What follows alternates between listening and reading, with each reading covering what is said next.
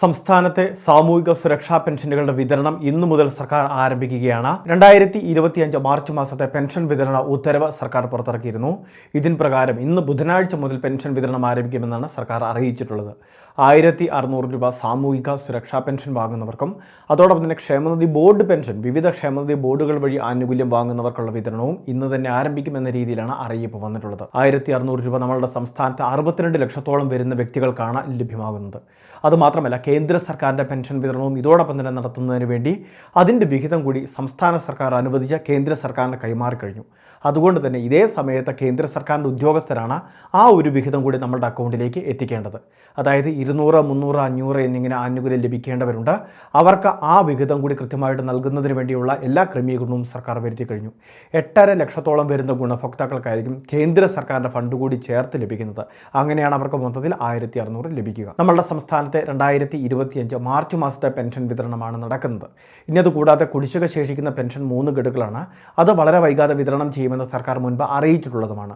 അതിൻ്റെ വിതരണമൊക്കെ ഏപ്രിൽ മാസങ്ങളോടെയാണ് ഉണ്ടാകുന്നത്. ഇപ്പോൾ വിതരണം ആരംഭിച്ചിട്ടുള്ളത് 2025 മാർച്ച് മാസത്തെ പെൻഷനാണ്. നമുക്ക് ലഭിക്കേണ്ട ഈ മാസത്തെ പെൻഷൻ വിഹിതം, അതായത് ഇന്ന് വിഹിതം ആരംഭിക്കുമെന്ന് സർക്കാർ പറഞ്ഞിട്ടുണ്ടെങ്കിലും ഇന്നോ അല്ലെങ്കിൽ നാളെയോടെ തന്നെ ഈ ആനുകൂല്യം എത്തിച്ചേരുന്നതായിരിക്കും. പ്രോസസ്സിംഗ് ഉൾപ്പെടെയുള്ള കാര്യങ്ങൾ ഡയറക്റ്റ് ബെനിഫിറ്റ് ട്രാൻസ്ഫർ സംവിധാനത്തിലൂടെയാണ് ആനുകൂല്യം എത്തിക്കുന്നത്. അതുകൊണ്ട് തന്നെ അതിൻ്റേതായിട്ടുള്ള ക്രമീകരണങ്ങൾക്ക് വേണ്ടി ചിലപ്പോൾ ചില താമസങ്ങൾ എടുത്തേക്കാം. അല്ലാതെ മറ്റ് പ്രശ്നങ്ങളൊന്നും തന്നെ ഇല്ല. 817 കോടിക്ക് മുകളിലാണ് ഇപ്പോൾ ഇതിനു വേണ്ടി സർക്കാർ അനുവദിക്കുകയും ചെയ്തിട്ടുള്ളത്. ഇന്നത് മാത്രമല്ല, നമുക്ക് ഈ ആനുകൂല്യത്തിൻ്റെ വിതരണം എന്നുവരെയാണ് ഉള്ളത് എന്നും പ്രത്യേകം ശ്രദ്ധിക്കണം. കാരണം ഇന്ന് തന്നെ വിതരണം ആരംഭിക്കുമെന്ന് പറഞ്ഞില്ലെങ്കിലും നമുക്ക് കൃത്യമായിട്ട് ഇന്ന് തന്നെ അക്കൗണ്ടിലേക്ക് എല്ലാവരുടെയും തുക എത്തിച്ചേരണമെന്നില്ല.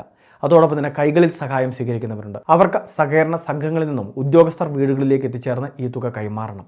അപ്പോൾ അങ്ങനെ സഹകരണ സംഘങ്ങളിൽ ഫണ്ടെത്തി ഉദ്യോഗസ്ഥർ എത്തുന്നതിന് വേണ്ടിയുള്ള കാലതാമസം. അപ്പോൾ ഇങ്ങനെയുള്ള പല കാര്യങ്ങളുള്ളത് കൊണ്ട് തന്നെ തുക വിതരണത്തിന് വേണ്ടി സർക്കാർ കൃത്യമായിട്ട് തീയതികൾ അനുവദിച്ചിട്ടുണ്ട്. 26-ാം തീയതി വിതരണം ആരംഭിക്കണമെന്നും അതോടൊപ്പം തന്നെ ഇത് ഏപ്രിൽ മാസം 4-ാം തീയതിക്ക് മുൻപ് പൂർത്തിയാക്കണമെന്നുമാണ് അറിയിപ്പിൽ പറയുന്നത്. അതായത് 4-ാം തീയതിക്കുള്ളിൽ തന്നെ പെൻഷൻ തുക എത്തിച്ചേരും. 4-ാം തീയതിക്ക് ശേഷം പിന്നീട് വിതരണം ഉണ്ടായിരിക്കുന്നതല്ല. പിന്നീട് ശേഷിക്കുന്ന തുക മൊത്തമായും ഏപ്രിൽ മാസം 15-ന് മുൻപ് തന്നെ അത് കൃത്യമായിട്ട് സർക്കാർ പറഞ്ഞിട്ടുള്ള അക്കൗണ്ടിലേക്ക് തിരികെ എത്തിക്കണം എന്നുള്ള രീതിയിലാണ് ക്രമീകരണം ചെയ്തിട്ടുള്ളത്. അതായത് ഗുണഭോക്താക്കളിൽ ആരെങ്കിലും പെൻഷൻ വാങ്ങുന്ന വ്യക്തികൾ മരണപ്പെട്ടു കഴിഞ്ഞാൽ പിന്നീട് അദ്ദേഹത്തിന് ഈ ആനുകൂല്യം വാങ്ങുന്നതിന് അർഹത ഉണ്ടായിരിക്കുന്നതല്ല. ഇനി അതോടൊപ്പം തന്നെ മറ്റെന്തെങ്കിലുമൊക്കെ രേഖാസമർപ്പണങ്ങളിലെ പോരായ്മകൾ മൂലം തുക തടസ്സപ്പെടുന്നവരുണ്ടാകും.